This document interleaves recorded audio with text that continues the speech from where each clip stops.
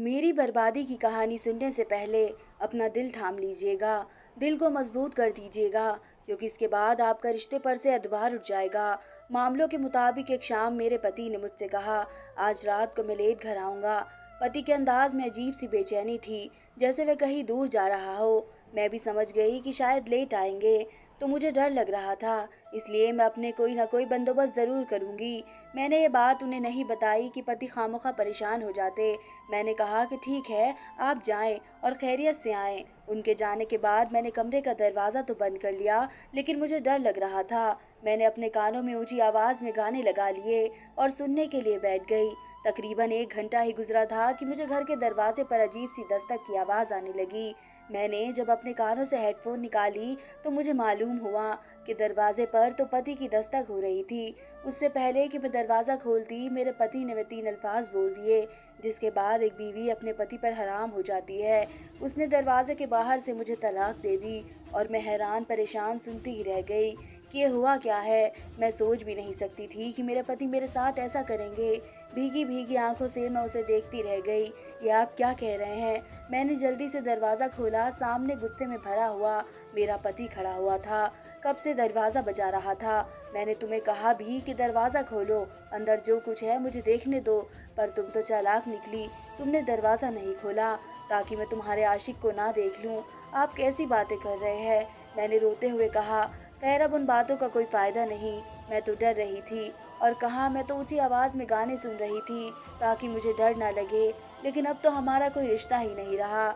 आपने ये रिश्ता ख़त्म कर दिया है, इसलिए अब दूर बैठे रहो और मुझे अब यहाँ से जाना है।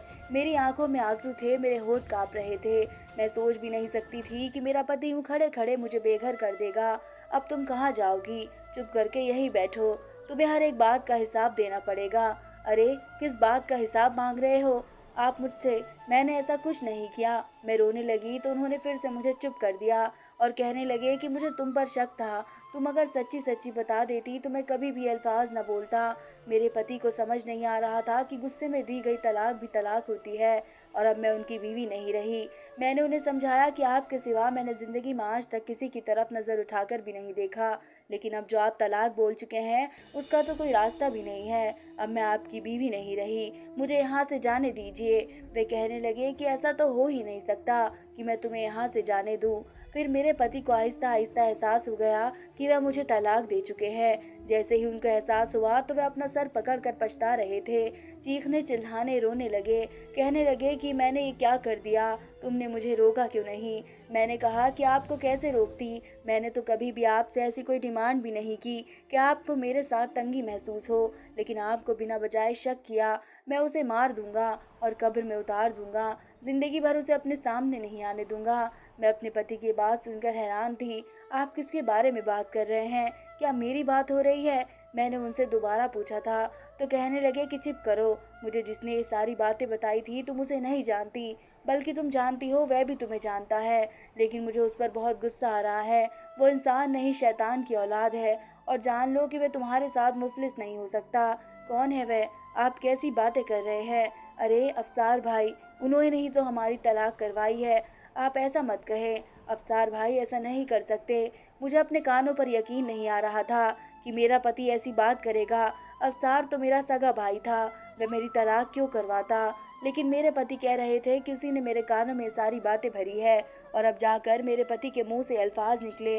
मेरा रो रो कर बुरा हाल था। मैंने भी वहीं पर डेरा डाल दिया। मैंने कहा कि आप इस घर से चले जाएं, तलाक आपने दी है, गलती भी आपकी है। मेरे पति को इस बात पर कोई एतराज़ नहीं था। कहने लगे कि अमरीन, तुम फिक्र नहीं करो, हम इस बात का कोई ना कोई हल निकाल लेंगे। ऐसे कैसे सालों का रिश्ता एक लम्हे में टूट नहीं सकता। मेरे पति अभी भी किसी खुशफहमी में थे, लेकिन मैं जान गई थी कि हमें अब किसी मुश्किल घड़ी का सामना करना पड़ेगा, जिंदगी भर एक दूसरे से अलग रहना पड़ेगा। ये सोचते ही मुझे डर लग रहा था। जाहिर है अब एक साथ रहना तो गुनाह समझा जाता। फिर मेरे पति ने एक ऐसी बात कही, कहने लगे कि मैं तुम्हारे भाई को इस दुनिया में जिंदा नहीं छोड़ूंगा। ये शादी उसने तुड़वाई है, गलती उसकी है। अगर ये बात होती तो मैं अपने पति को रोका करती थी, पर अब तो वह मेरा पति ही नहीं था। मैं उसे क्यों रोकती, क्या कहती?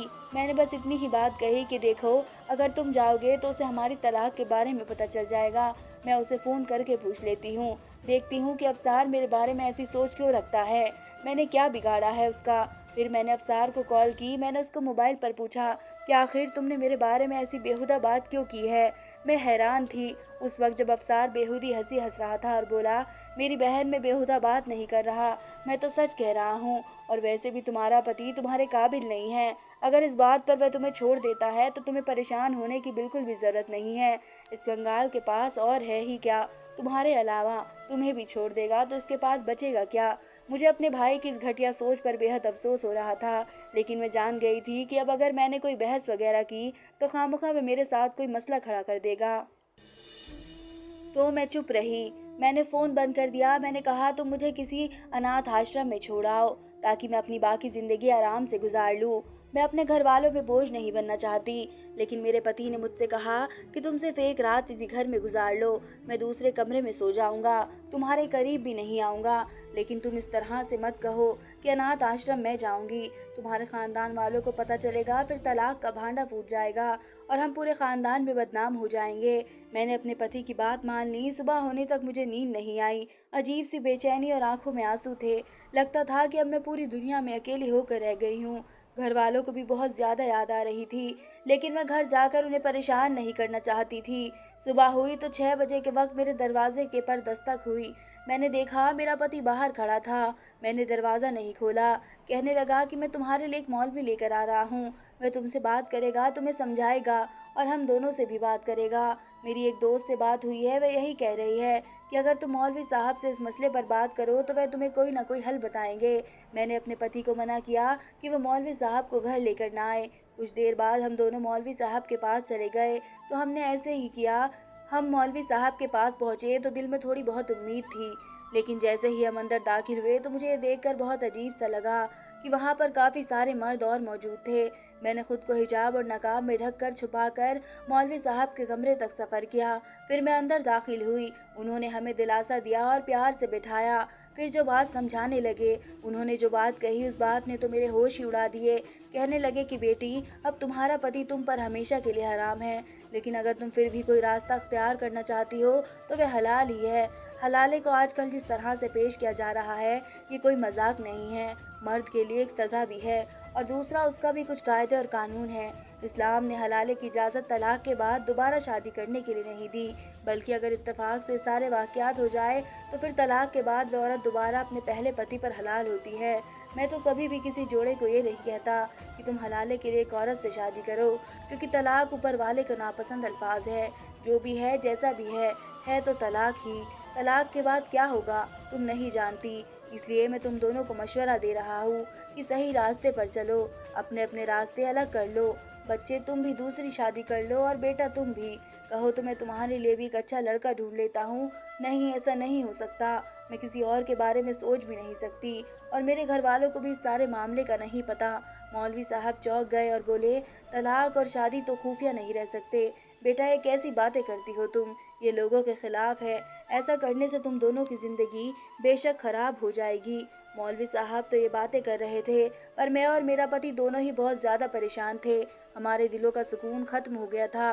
वाकई तलाक बहुत बड़ी लानत है जो इंसान को पल भर में एक दूसरे से अलग कर देती है। खैर, हम लोग उठकर वहाँ से घर आ गए। मैंने तो कोई बात भी नहीं की। मौलवी साहब से मेरे पति पीछे बातें करते रहे, लेकिन जब मैं घर पहुँची तो मेरा चेहरा आंसुओं में डूबा हुआ था। मैं किसी और मर्द के बारे में सोच भी नहीं सकती थी। मैंने ज़िंदगी भर अपने पति के ख्वाब देखे और जब पति मिला तो उसकी खूब खिदमत भी की थी, लेकिन पता नहीं क्यों मेरे सगे भाई की वजह से मुझे तलाक हो चुकी थी, जिनमें मुझे कोई बात समझ नहीं आ रही थी। तभी घर के दरवाजे पर दस्तक हुई। मैंने दरवाज़ा खोला तो मेरे पति बाहर खड़े थे, लेकिन ये देखकर मेरी हैरत की इंतहा न रही। अब मेरे पति के चेहरे पर एक भरपूर मुस्कुराहट थी। वे खुश लग रहे थे। मुझे बड़ी हैरत हुई। मैंने उनसे पूछा भी क्या बात है। जब आप गए थे तो बहुत परेशान थे, उस वक्त भी परेशान थे, लेकिन अब तो आप बहुत खुश लग रहे हैं। मेरी बात सुनकर उन्होंने कहा कि बात है ही ऐसी कि खुश होना बनता है। मैं समझी कि शायद अलीम को दूसरी शादी के लिए औरत मिल गई है। अलीम कहने लगे कि तुम अच्छा सा खाना बनाओ, मैं बाजार से रोटियां लेकर आता हूँ, उसके बाद मैं तुम्हें बताऊंगा बात क्या है। और बात सुनो, अगर तुम वाकई गैर मर्दों के सामने जा सकती हो और बातचीत कर सकती हो तो मेरे सामने भी आ सकती हो। मैं तुम्हारे साथ कोई ताल्लुक नहीं रखूंगा, लेकिन ऊपर वाले के लिए इस तरह छुपन छुपाई वाले मामले खत्म करो। पति की बातों ने मुझे बड़ा हौसला दिया था, उनका दिमाग भी हल्का हो चुका था। तुमको देखकर मेरी आधी परेशानी खत्म हो गई। मैंने दाल बनाई और पति रोटियां लेकर आ गए। हमने खाना साथ ही खाया। मुझसे कहने लगे कि इस्लाम इतना भी मुश्किल नहीं है जितना कि हमने बना रखा है। मैंने एक और मुफ्ती से बात की है जो कि हमारे घर के करीब है। ये तो वही मुफ्ती साहब है जिनके पास मैं चला गया था। मुझे अफसार भाई ने एक बार उस मौलवी के बारे में बताया था और आज भी वो उसकी बहुत तारीफ कर रहे थे। कह रहे थे कि मैं आपकी तरफ आऊँगा। काफ़ी अरसा हो गया है। तभी मुझे उनकी बात से याद आया कि हाँ, यहाँ तो एक हमारी अपनी मस्जिद भी है। तो मैं मौलवी साहब के पास गया तो उन्होंने मुझे कहा कि तलाक के बाद बीवी के पास जाना हलाल है, लेकिन हलाले का सबसे बड़ा मसला ये होता है कि कोई भी मर्द अपनी बीवी को तलाक नहीं देता। लोग जब एतबार करके दूसरे के हाथ अपनी औरत सौंप देते हैं तो निकाह के बाद लोग बदल जाते हैं, और वो की अहमियत होती है कि वह एक औरत से ब्याह कर खुशी खुशी उसे जाने नहीं देते। इसलिए अगर कोई बहुत ही काबिल इंसान है तो इस पर आप भरोसा कर ले, अपनी बीवी को निकाल सकते हैं, फिर कुछ महीनों के बाद तलाक लेकर दोबारा शादी कर सकते हैं। मैंने कहा बात तो आपकी बिल्कुल सही है, लेकिन ऐसा काबिल एतबार आदमी कहाँ मिलेगा जो कि फ़ौरन तलाक भी दे देगा। हाँ, ऐसा काबिल एतबार ढूंढना तो बहुत मुश्किल है, लेकिन मैंने ढूंढ लिया है। तुम बस उसकी फिक्र नहीं करो, तुम बस सब कुछ मुझ पर छोड़ दो। तुमने भी इस शख्स को देखा तो होगा, लेकिन जानती नहीं होगी। मैं उसे जानता हूँ और काफ़ी अच्छे से जानता हूँ। अलीम दिल का बहुत अच्छा है, लेकिन कभी कभी उसका रवैया कड़वा हो जाता है। तुम उसे निकाह कर लो, मुझे कोई एतराज़ नहीं है। मेरा दिमाग बिल्कुल पहले की तरह रहेगा, क्योंकि वह इतना छोटा है कि मुझे परेशानी भी नहीं होगी। वह मेरे आगे मुकाबला कर सके, बल्कि मैं उसे तुम ब्याह कर यही समझा लूँगा कि मैंने अपने बेटे से तुम्हारी शादी कर दी। मेरा पति हंस पड़ा था कि आप कैसी बातें कर रहे हैं, मैं ऐसे सोच भी नहीं सकती किसी और आदमी के बारे में। मेरी जान, जब तक तुम ऐसे नहीं करोगी तब तक हम शादी भी तो नहीं कर सकते। और खुद सोचो, इतना ज़्यादा अरसा तुम्हारे घर वाले भी तुमसे दूर नहीं रहेंगे। मुझे तो लगता है आज नहीं तो कल उनको भी ये बात पता चल जाएगी।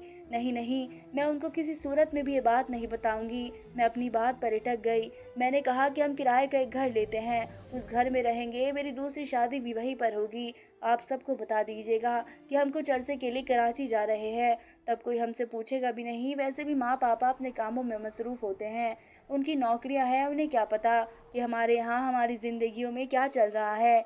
मेरे पति ने इस बात को मान लिया, लेकिन मुझे नहीं पता था कि मेरी ज़िंदगी एक भयानक ख्वाब बनकर रह जाएगी। फ़िलहाल के बाद मेरी शादी किसी गैर आदमी से कर देंगे, लेकिन मुझे उसका चेहरा दिखाने की इजाज़त नहीं होगी, ना ही उसको होगी। इस तरह से वह मुझे भूल जाएगा और सारी ज़िंदगी मुझे याद नहीं रखेगा।